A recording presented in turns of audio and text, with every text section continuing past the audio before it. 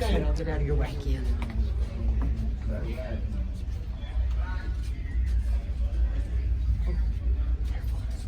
Okay, you did have Tobias in Orlando, right? I did. Yeah.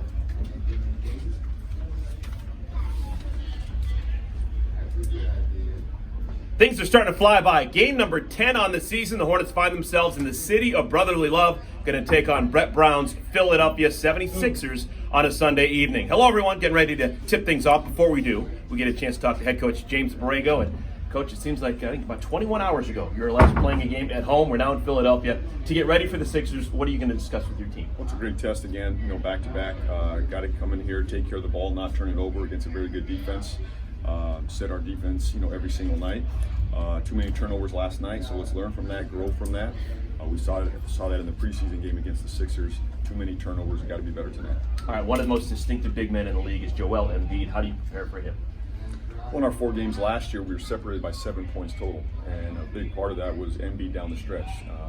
We fouled him too much, but you got to be physical with him. You got to get him off his spot. We got to be much more physical this year with him, defend without fouling. It's going to take multiple guys, multiple digs, multiple efforts. When shot goes up, keep him off the board, and then make him work on the other end. Don't let him just sit in the paint. We got to move him consistently on the offensive end. And Coach, one last question about one of the success stories in the NBA. You had him as a young player, Tobias Harris. You were down in Orlando with him. Did you see him blossoming into the player he's going to be? Didn't know he'd be this type of player, but he gave himself a chance every single day because he worked at it. High character guy, worked every single day. I knew he would become a player. I didn't know he'd be this good. None of us did, but it just shows you, again, another example in this league. If you put the work in, if you're dedicated to your craft, the sky's the limit, and I'm really proud of him. Talking player development, speaking my language. Love it. Thank you so much, Coach. Appreciate it. Thank you. All right, that's second-year head man James Borrego. Let's play some basketball. We've got the 76ers. We've got the Hornets. We will have starting lineups and your tip-off in a moment. Thank you, sir. You're wonderful. Appreciate it. You're wonderful.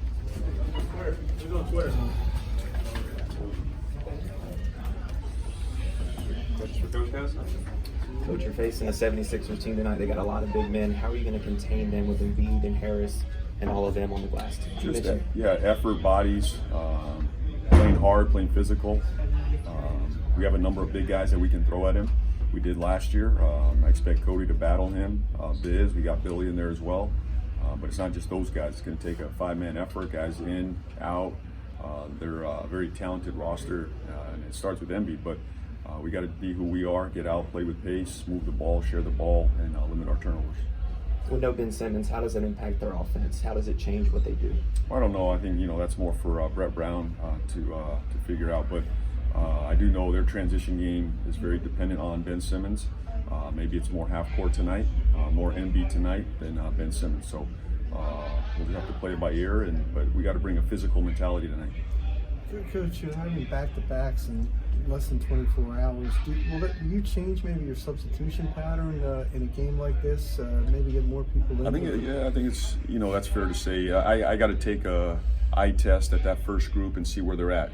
Some guys may be a little slow early on. We got a bench out there that's going to get out and run and play aggressively. So if we need to go to the bench early, we will. I think we have consistently throughout this year, and we may have to do that early tonight.